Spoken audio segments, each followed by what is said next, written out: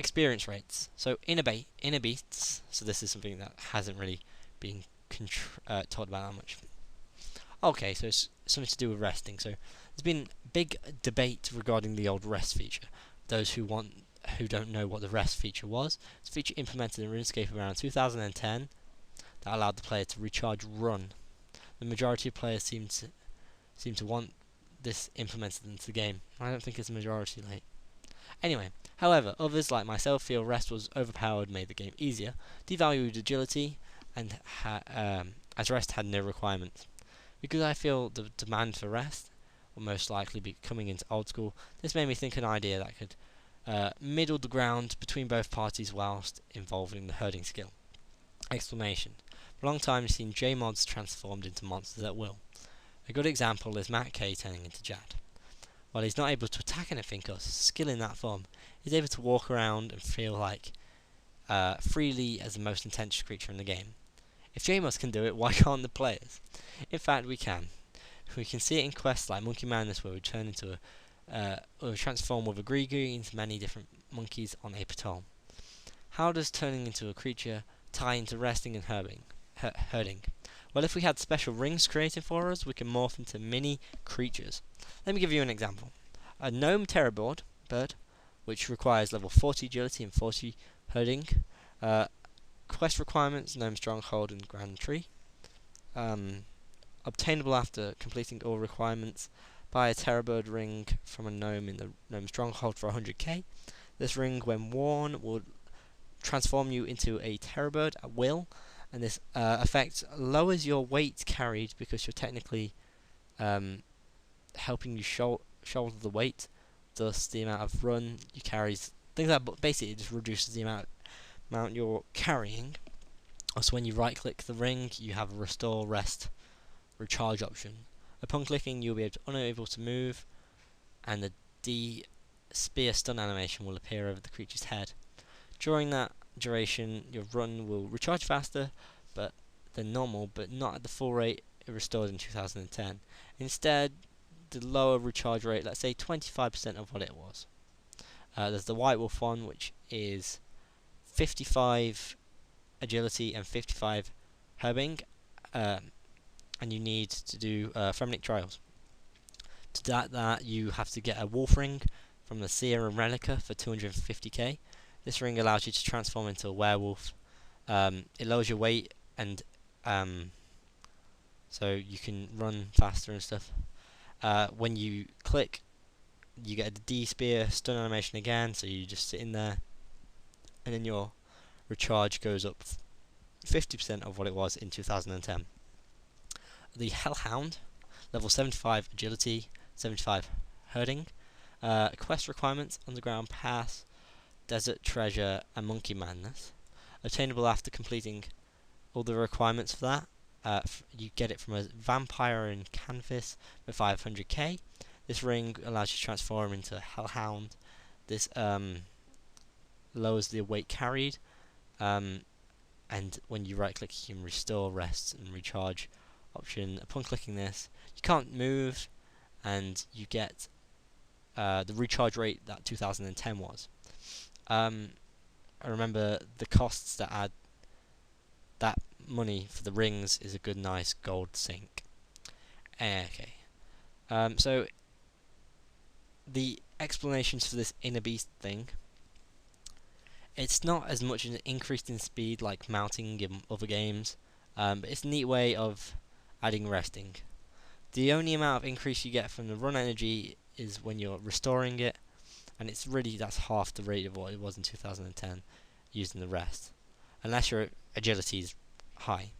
Unless you're 75 agility and herding, then you can get the Hellhound inner beast, and that gives you the normal 2010 rest rate. Okay, so this will give people the rest option while making it hard to obtain or unlikely to. Unlike the old rest, it would require agility training, quests, and maybe other skill requirements. So it's not just like a free rest. So this is kind of like a rest idea as well as a skill.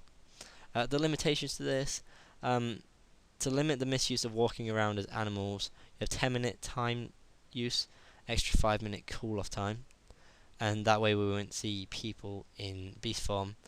Also, when you're near banks, you should be taken out of beast form. The wilderness, to avoid the number of hidden rushes coming out into the coming out of your morph, you should be stunned for 10 seconds. That's a good idea. Also, I think being in the animal mode in the wilderness shouldn't really be a thing. Okay, optional features. Slayer monsters could rarely drop similar rings, such as skeleton, hellhound rings, flaming wolf rings. Just a thought. Not really sure what those do. Maybe they're temporary ones that will just degrade after time or something. Anyway, so the summary. Herding offers our old school feel while being unique and captivating. Great selling point there. The new items do not devalue a lot of the current content, nor does the skilling devalue current content. It builds upon existing skills such as fletching, crafting, woodcutting, and helps you obtain certain herbal ingredients in a new way rather than just brute smashing dragons with your dragon skimming. Inner Beast brings the rest option back in a unique way, which makes it more challenging to obtain the rest benefits, and also forces rest to complement agility. The new items in-game look stylish, and offer also the Shofar helps bring teams and clans together, rejuvenate the use of friend chats. Adding high-level herding content into the wilderness helps rejuvenate the wilderness activity. The implementation of baby dragon herding will also finally create an economy for baby dragon bones. As a side note, XP rates were just sort of estimations of what they think it should be. The XP rates ultimately determined by Jagex. If herding was chosen to be winning, she allow Jagex to present the idea for the community, and Jagex and the community to alter it the way they see fit before it gets into the game. Okay, so that's that. So what do I think of this? I like the idea. It's a good idea. It's a bit of farming, animal farming. I was actually talking to a friend on Skype about a similar idea. I like the idea of having a sort of farming patch, but instead of farming, you put animals in it. But the way you have to gather the animals makes it sound more like a play-around house idea, where you have to walk around it, because it would have to be quite a big area. If you can fit 34 animals in there, and maybe one goes berserk and it has to go to a pen, I think maybe it's more of a play-around house. Like a player-owned farm or something, that'd be quite as opposed to just a farming area. Maybe there could be I think it would be best as a player-owned house style, where it's like a player-owned farm, and that will work. What do I think of the XP rates and the items? I think mostly are good. I think they a lot of the ideas that this person's had, they've been trying to sort of shove in other things that people like. For example, the inner beast idea. Where is it? Inner beast is just a way of implementing resting. It's an interesting idea of how resting could be actually added, because a lot of people do want it, although it's not that good because it will be devaluing agility and energy potions. I think they've got a good idea on how to change that. And also the fact that you need agility and stuff for that. Although turning into a particular animal personally sounds a bit strange, but I think maybe a lot of the JMods in the Q&As have been talking about adding potions that can revive it. So maybe there's certain potions that they could add for that. Anyway, so everything apart from this inner beast, that's definitely something that needs to be rethought. That's just an optional thing they're trying to add there.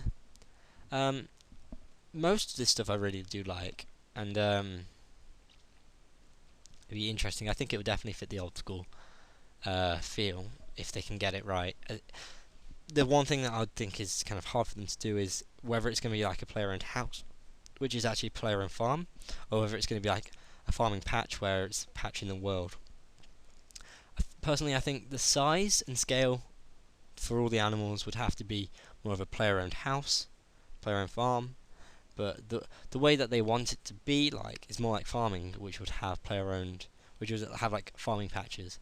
So there's got to be a bit of thought there. I think it's quite a good idea. Anyway, so if you want to check out the other skills, click the link here.